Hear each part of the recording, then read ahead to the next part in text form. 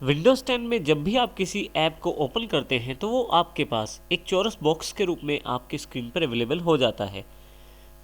जैसे कि मैं यहाँ से वर्ड पैड ओपन करना चाहता हूँ, तो यहाँ मैं वर्ड पैड टाइप कर देता हूँ।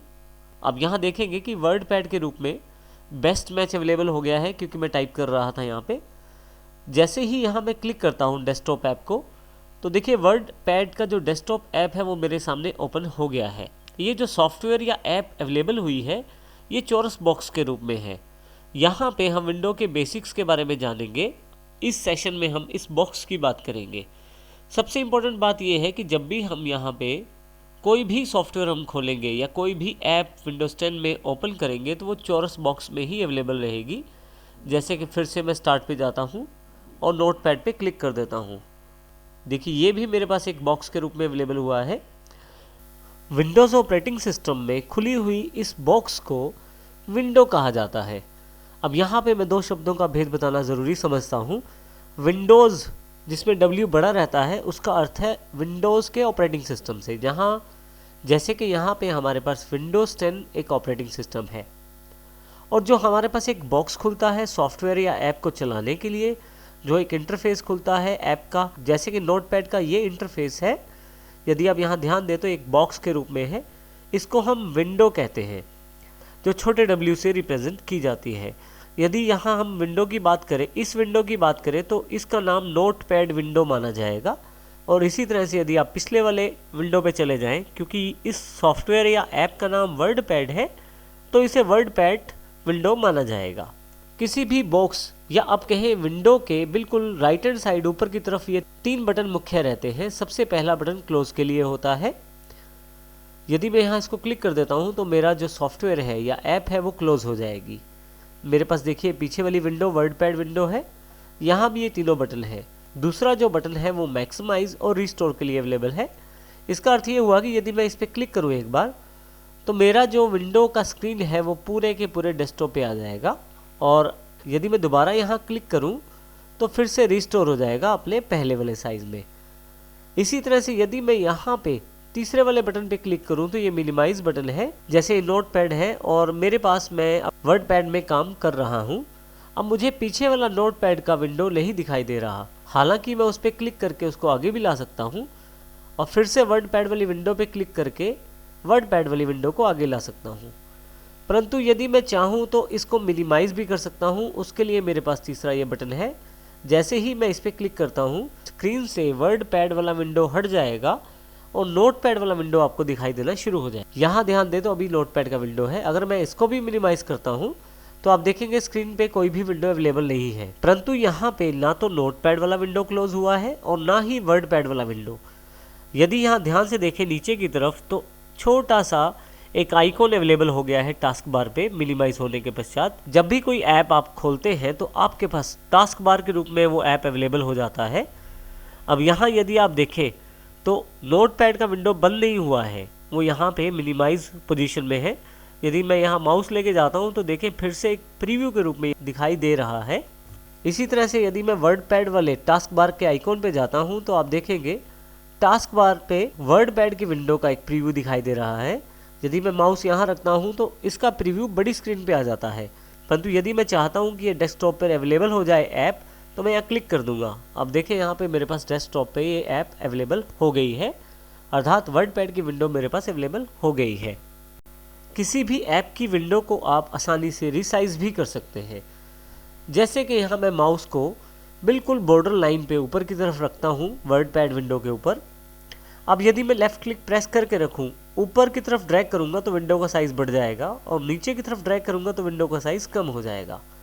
यही काम मैं लेफ़्ट या राइट की तरफ से भी कर सकता हूँ, जिससे कि आसानी से ये मेरा विंडो जो है वो रिसाइज हो रहा है। इसी तरह से यदि आप ऐप की टाइटल बार पे या ऊपर वाली पट्टी पे अगर आप डबल क्लिक करें जल्दी से, तो पल भर में ही आपकी पूरी विंडो मैक्सिमाइज हो जाती है, पूरी स्क्रीन पे अवेलेबल हो जाती है। आप इसको यहाँ फिर से रिस्टोर कर सकते हैं। और इसी तरह से यदि आप चाहें मैक्सिमाइज करना तो लेफ़्ट क्लिक प्रेस करके रखें टाइटल बार पे और मूव करते हुए इस विंडो को आप ऊपर की तरफ ले जाएं। जैसे ही आपकी विंडो ऊपर वाले हिस्से को टच करेगी, आप देखेंगे कि आपका जो ऐप का विंडो है वो मैक्सिमाइज हो गया है। तो इस प्रकार से आप अपनी विंडो को मैक्सिमाइज भी कर सकते हैं और रिसाइज भी कर सकते हैं। इसके अतिरिक्त यदि यहाँ मैं माउस का क्लिक प्रेस करके रखूँ टाइटल बार पे या ऊपर वाली पट्टी पे, अभी मैं माउस का लेफ़्ट क्लिक छोड़ता नहीं हूँ और माउस को देखिए मूव करता हूँ, तो ये विंडो भी माउस के साथ साथ मूव करेगी।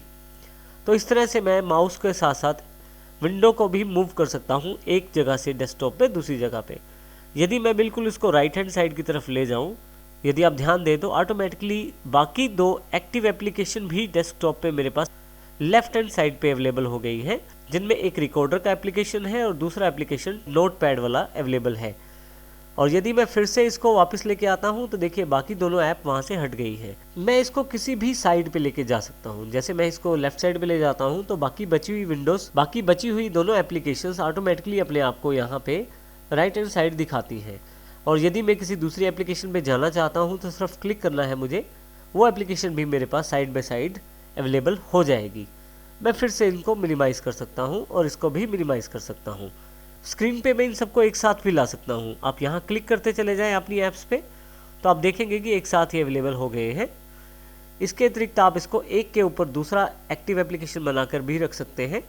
जिस पे मुझे काम करना है सिर्फ उसको क्लिक करना है, ऑटोमेटिकली वो विंडो मेरे पास ऊपर की तरफ आ जाएगी। जब आप किसी विंडो को राइट, टॉप या लेफ्ट साइड लेके जाते हैं तो ये ऑटोमेटिकली अपने आप को स्क्रीन के साथ एडजस्ट करता है। विंडोज़ 10 की इस फीचर को हम स्नैपिंग कहते हैं, अर्थात खुली हुई ऐप की विंडो अपने आप को स्नैप करते हुए बॉर्डर के साथ चिपका देती है और बाकी बची हुई एप्लीकेशन आपके पास दूसरी तरफ दिखाई देनी शुरू हो जाती है। जब हम किसी ऐप को क्लोज करते हैं तो आप ध्यान दीजिएगा टास्क बार पे बने हुए उसके आइकॉन को भी हटा दिया जाता है।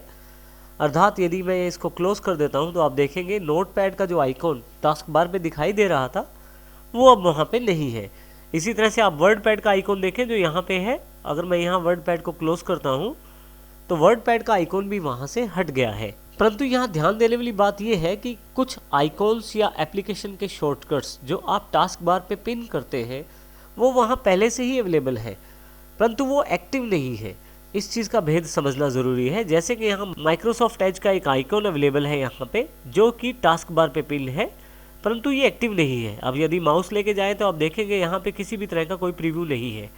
इसी तरह से आप यदि फाइल एक्सप्लोरर पे देखें तो वहाँ भी कोई प्रीव्यू नहीं है। जो एक्टिव एप्लीकेशन रहती है उनके आइकॉन टास्क बार पे साथ में प्रीव्यू भी दिखाते हैं। इसका अर्थ ये हुआ कि जब मान लीजिए मैं माइक्रोसॉफ्ट एज को क्लिक करके ओपन कर लेता हूँ तो आप देखेंगे कि यहाँ पे मेरे पास एक प्रीव्यू अवेलेबल हो गया है। उसके साथ ही नीचे की तरफ एक अंडरलाइन सी अवेलेबल हो गई है। तो वो ऐप्स जो एक्टिव रहती हैं उनका एक प्रीव्यू भी दिखाया जाता है वहाँ पे और साथ में नीचे की तरफ एक लाइन भी अवेलेबल रहती है अंडरलाइन के तौर पे। इस तरह से आप एक्टिव एप्लीकेशंस और पिन आइकॉन के बीच में फ़र्क देख सकते हैं। आप चाहें तो किसी भी ऐप के आइकॉन को आप यहाँ पिन कर सकते हैं। अब मैं यहाँ माइक्रोसॉफ्ट एज को क्लोज कर देता हूँ।